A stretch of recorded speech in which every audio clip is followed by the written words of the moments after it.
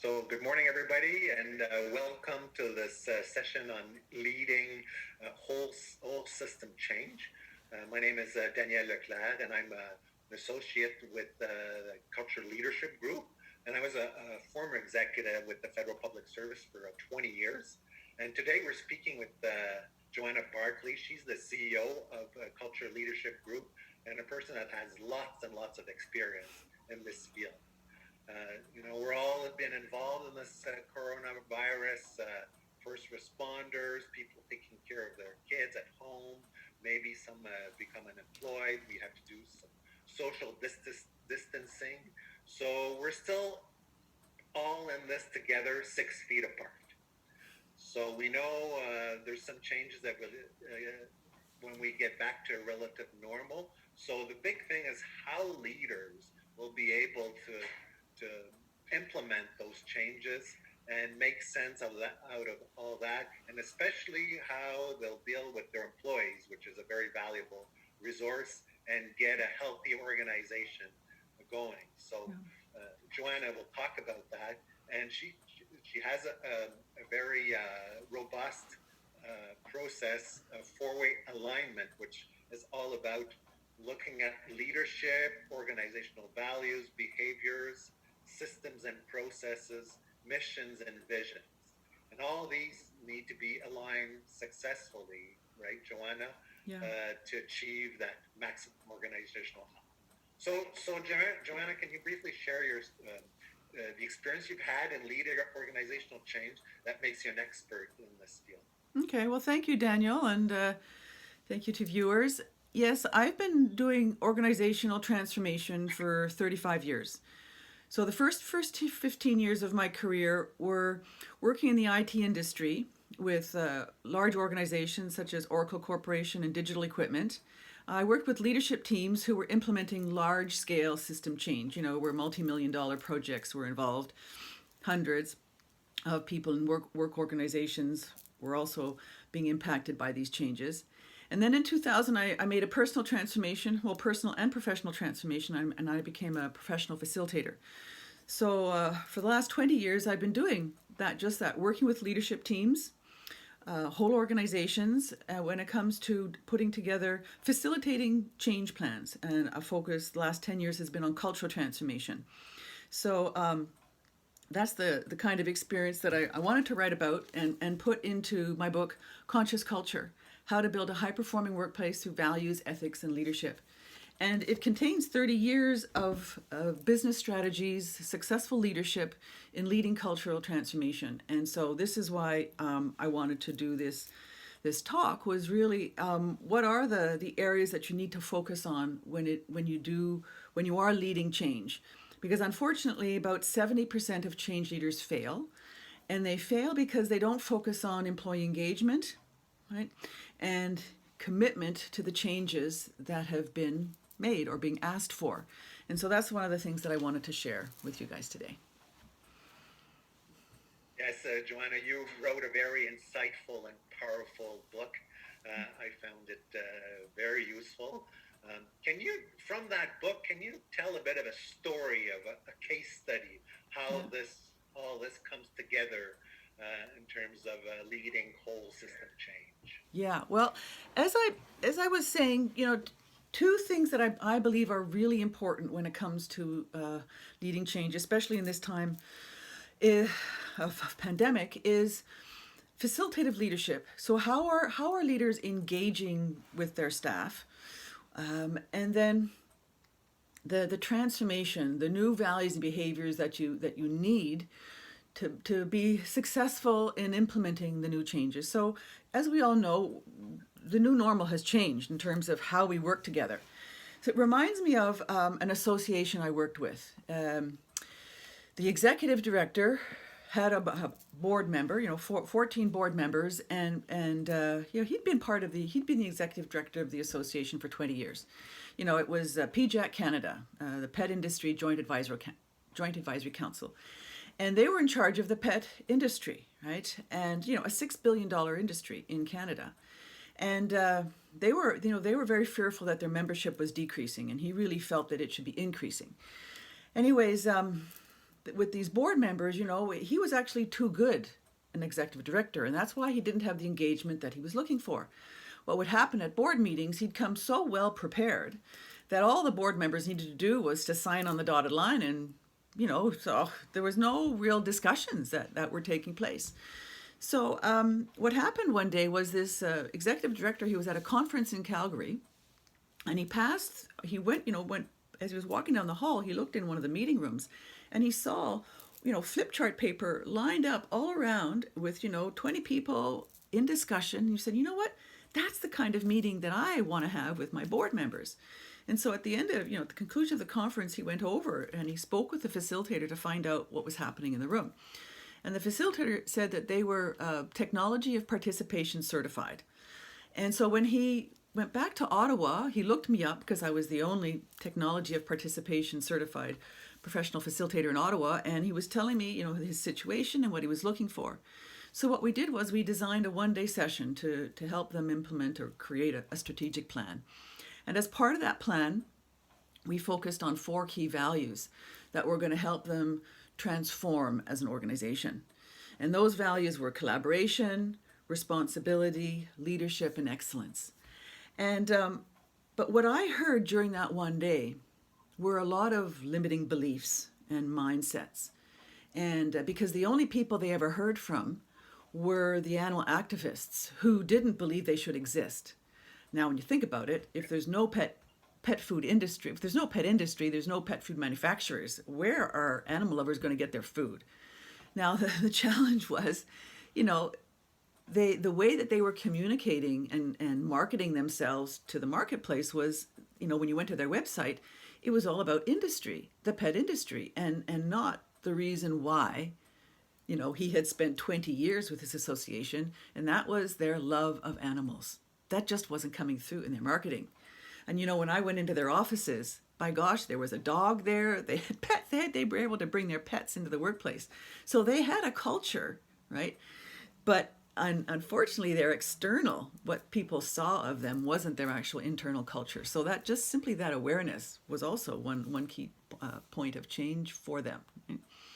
So we spent after... So it shows the real... Pardon? Go ahead. It shows the real importance of connecting with the why. Yes, exactly. Connecting with the why. So, we had this wonderful strategy, but now we needed the recommendation I gave to them. I said, with these sort of limiting beliefs that you have and not really having reached out to your stakeholders in a while, I don't think you're going to be successful in achieving these strategies. And they agreed, right? So what we did was we set up 6 go-to online meetings. And at each meeting for 1 hour, we had their stakeholders, people who were vets, the animal shelters, anybody who, had a stake in the pet industry. And what happened, we led them through an hour, about 6 questions. The executive director was on those calls, so was his director of operations and his director of communications. And as we asked 7 questions, and we did an environmental scan, essentially. And what we discovered was what were the drivers for change for the association to be successful in meeting the needs of their members, but also the needs of all their stakeholders. And the executive director and his team heard so many positive things in terms of all the work that they had been doing that it actually changed their own mindsets and belief about themselves, right? And because that's the process of change. That's where you really need to understand what all the drivers are. And once you have this new information, it gives you new awareness with which to make decisions. And that's exactly what happened to them. With these new mindsets and beliefs about themselves, they changed their behavior. Their behavior changed their culture, right? Their culture then started to support the strategies and the business initiatives that it was that they needed to achieve. And in 2 years, they were able to do that. Instead of 3, it only took them 2. So it's really powerful when you do focus on facilitative leadership and your values, your culture. So this executive director, which was almost too good, how did he feel, leading through this change? And then how did the board members react, and how did their role change? Yeah. It was fascinating because I was able to go back 2 years later to find out what had happened. And it gave me chills as he was describing what was taking place. Because for him personally, he said it was fearful for him. He had to walk a different talk, right? And, reaching out to people who he had, before thought, had an acrimonious relationship. What he was asking, kind of the feedback and open communication that he was asking for from staff, they were a little fearful. They weren't quite sure how to react, right? They had to take training in conflict resolution and change management. But he said on the flip side, leadership had always been something that was very important to him. And he really, because leadership had become one of their core values, he was stepping into his leadership. And so were all of the board members, which was fabulous. So he really became much more conscious and aware of what his skills were as a leader. And the board members, because they were living the values of collaboration, they were no longer fighting for resources, right? They were, effectively running things much more efficiently. Values also give you energy. They were more energetic. They were taking on responsibility instead of, not. So it was the whole work environment of that board transformed.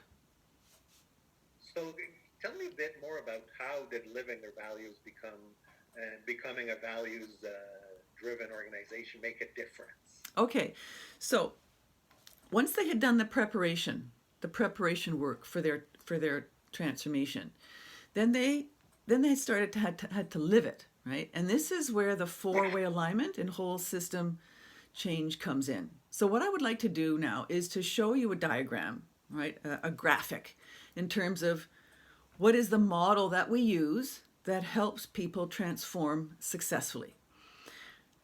Because when you ask people to change their behavior, you're getting into whole system transformation, whole system change. What that means is you want these results, but in order to get those results, people need to behave in a new way, right? Which means if I'm going to behave in a new way, then that means my values inside of me need to shift. Okay, so there's an internal component to the change, and there's an external component to the change. That's my behaviors, what you see, okay? So that's from an individual perspective. But a workplace culture is everybody working together. And that is a group of individuals working together. So that's the collective. And the collective becomes the culture. And then what you see is the new systems and processes. So I'm going to share with you the graphic that I typically use to talk about four-way alignment for whole system change.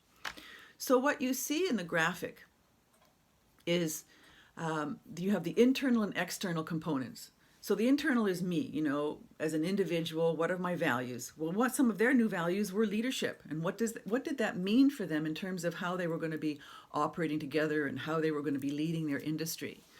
And then you have their behaviors, all right? So that's the external component. For the organization as a whole, when everybody works together in a collaborative way, you start to create a new culture. And then you integrate those values into the systems and processes in terms of, well, how are we going to communicate? What are going to be our new policies? How are we going to be making these decisions together? So those are the group behaviors. Now, when it comes to four-way alignment, what you need to be thinking about as a leader.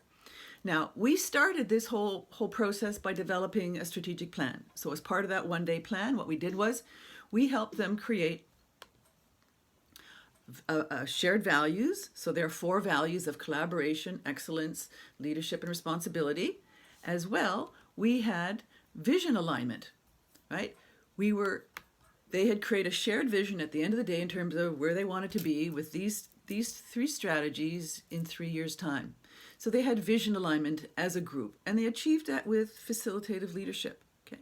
Now the work that we did together going forward was they also needed to start working on, They also needed to start working on their leadership.